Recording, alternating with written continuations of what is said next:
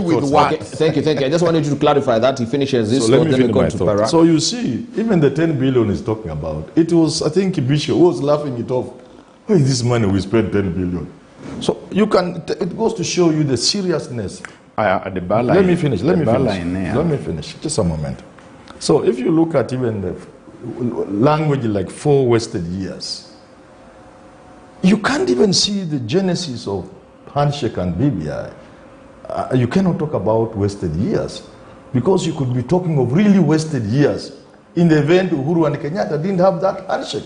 Maybe we wouldn't be having the country. Maybe we wouldn't be sitting here talking about these things. So you cannot talk about wasted years unless you do not have the ability to understand what's going on in your country. But fundamental to the issue of BBI, because I must be allowed to address this issue. Yesterday, the Supreme Court was pronouncing itself. It would have killed BBI or not. Mm-hmm.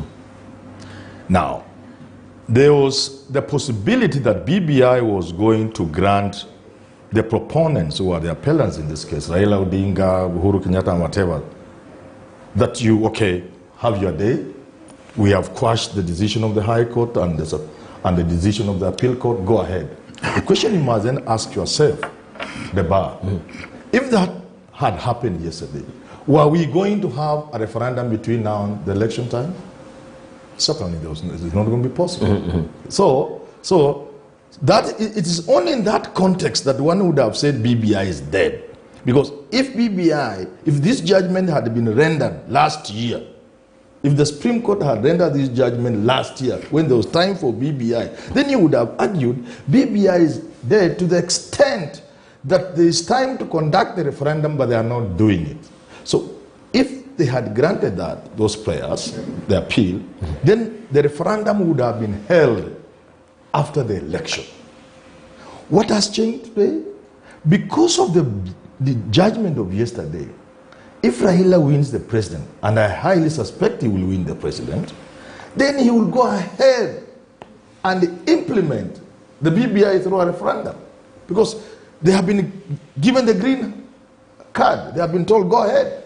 Because at the root of this argument, and people like Barack are trying to take us for people who don't see what's going on. At the root of this thing was whether or not the bar, please allow me to say this.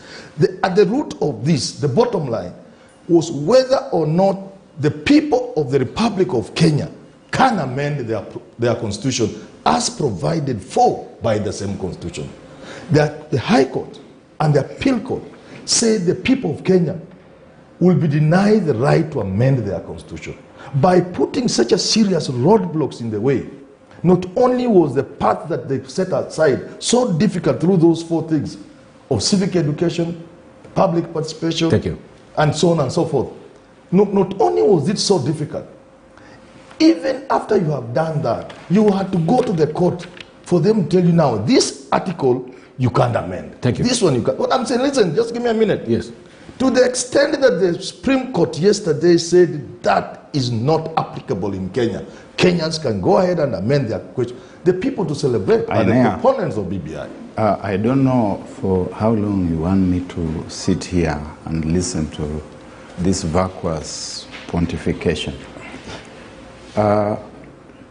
You cannot talk a dead